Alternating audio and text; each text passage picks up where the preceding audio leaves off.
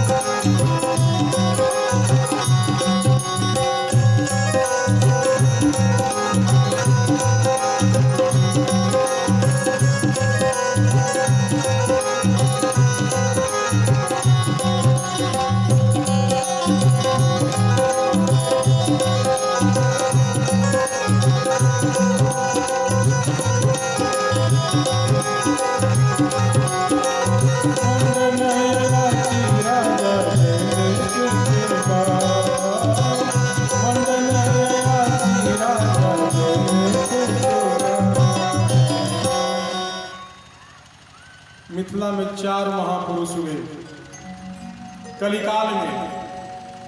मंडन अयाची राजा जनक के गांव, मैथिली भाषा में गांव। मंडन मिश्र बड़े बड़े शास्त्रार्थी, बड़े बड़े विद्वान, जिनको अहंकार था विद्वता की, उनका पोता शास्त्रार्थ करता था। महाराज उधर नहीं जाऊंगा, कथा बढ़ जाएगी। आइए सियाजू की ओर चलते हैं। इनका जन्म कैसे हुआ, अद्भुत रामायण उठा करके देख लेना, घर में होगा तो। महाराज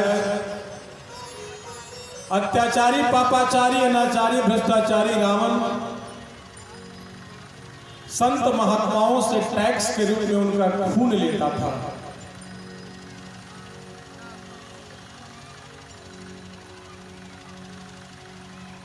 और उस खून को एक सुंदर पात्र में एकत्रित किया करता था। एक दिन ऐसा हुआ कि उस खून को पीना चाहता है तो आकाशवाणी होती है, रे दुष्ट आत्मा, तुम जिस खून को पीना चाहते हो यही तेरे नाश का कारण बनेगा। एक वो अहंकारी महाराज पात्र को रख दिया, देवलोक पर चढ़ाई कर दिया। देवी मंदोदरी कांप गई, अरे बाप रे बाप, एक खून मेरे पति का नाश का कारण बनने वाला है।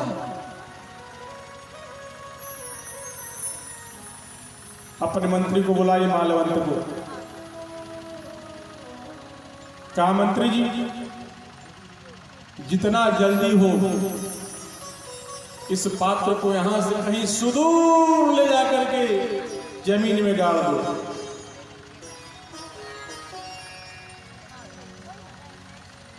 और महाराज संयोगात जायते भावः,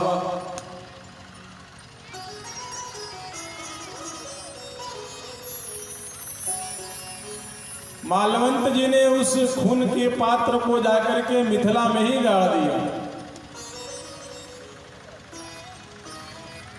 परिणाम क्या हुआ? परिणाम ये हुआ महाराज कि पूरे मिथिला में अकाल पड़ गया। उन संत महात्माओं की ब्लड में, खून में इतनी ऊर्जा थी, इतनी गर्मी थी कि मां वसुंधरा उसको बर्दाश्त नहीं कर पाई। महाराज मां वसुंधरा उसको बर्दाश्त नहीं कर पाई और पूरे तिरहुत में अकाल पड़ गया। महाराज पूरे तिरहुत में अकाल पड़ गया। तिरहुत की प्रजाएं बाल परिवार को लेकर के राजा जनक के सामने आकर के रोने लगी, महाराज रक्षा करो, हम सब समाप्त हो जाएंगे, रक्षा करो महाराज, हमारे घर में अब पानी के एक दाने भी नहीं रह गए, हम अपने बाल बच्चों की रक्षा कैसे करेंगे महाराज। महात्मा जनक विचलित हो गए। महात्मा जनक ने अपने मंत्री से कहा, सुधर्मा देखते क्या हो,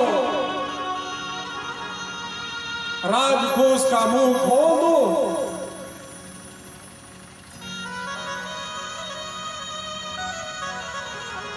एक समय वो भी आया कि राजकोष ही समाप्त हो गया। महाराज महात्मा जनक विचलित हो गए।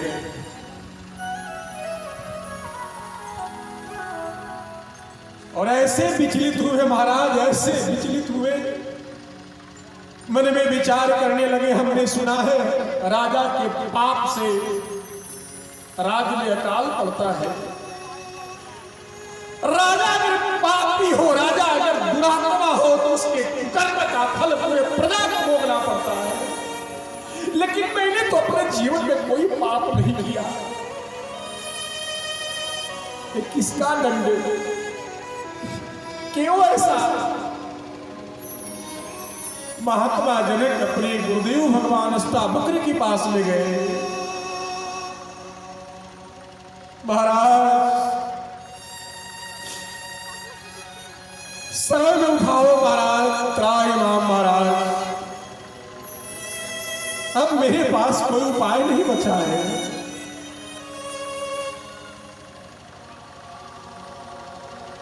अष्टावक्र जी महाराज ध्यान धर करके सब कुछ देख लिए। कहे जनक, हाँ गुरुदेव भगवान, कहे चिंता न करियो महाराज, तेरे सब दुख मिट जाएंगे, तेरे सब दुख मिट जाएंगे। एक जग करियो, एक जग करना पड़ेगा। महाराज कुछ भी नहीं है महाराज, यज्ञ के लिए साधन की आवश्यकता होती है, यज्ञ के लिए संपत्ति की आवश्यकता होती है, यज्ञ के लिए द्रव्य की आवश्यकता होती है, लेकिन मेरे कोष तो खाली हो गए।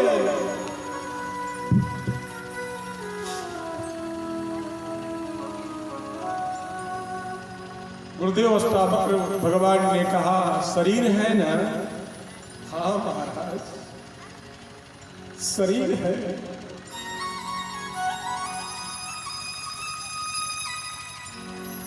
जग के लिए भूमि शोधन करना पड़ेगा जनक। पहले जब यज्ञ होना होता था ना, यज्ञ मीमांसा जब पढ़ेंगे तो भूमि की शोध होती थी कि ये भूमि यज्ञशाला बनाने के योग्य है कि नहीं, और यहाँ पर यज्ञशाला बनाने पर यहाँ के प्रजाओं को, यहाँ के जनताओं को कितना लाभ होगा, कितना नुकसान होगा, इसके लिए भूमि शोध होता था। अब तो जानकारी नहीं।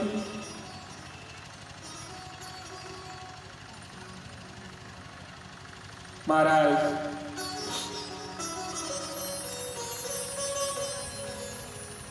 सुंदर मुहूर्त देख करके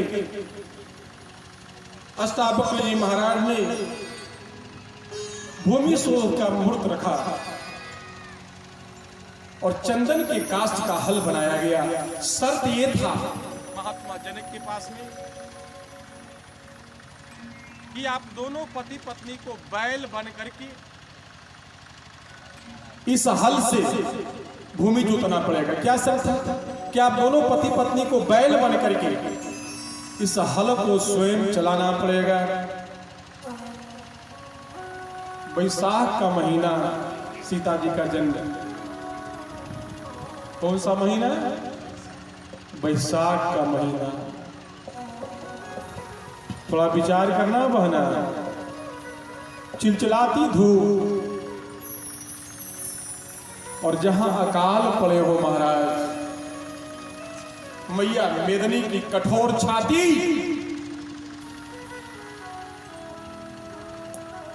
और जिस समय महारानी सुनैना के साथ में गांठ बांधा गया,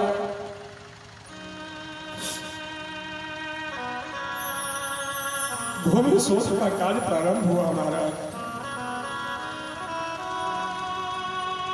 चंदन के हलवा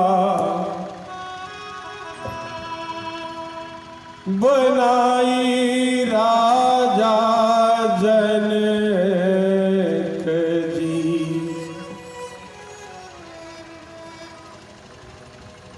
जोते लगले सिवा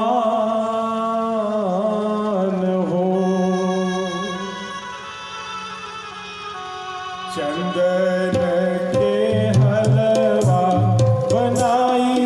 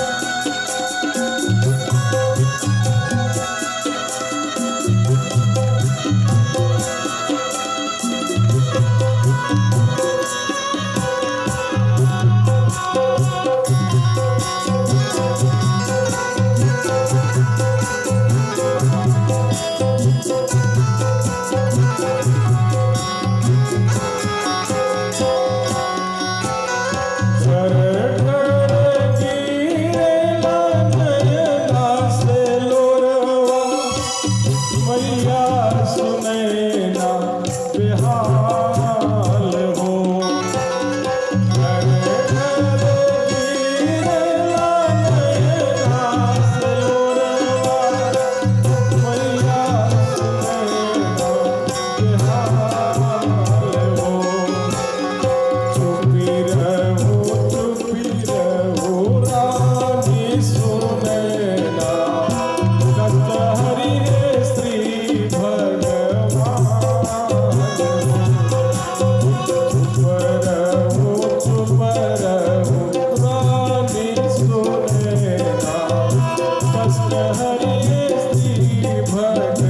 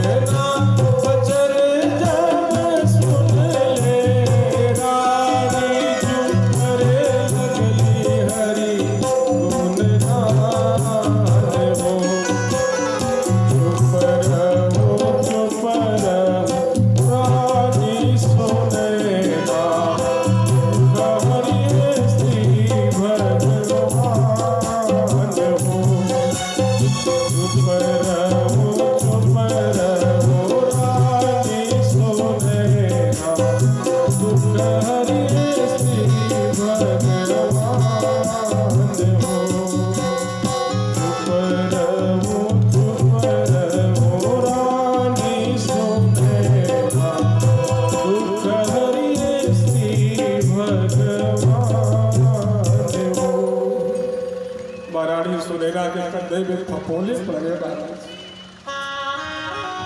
पैर में फफोले पड़ गए। जो महारानी आज तक महल से कभी धूप में निकली नहीं,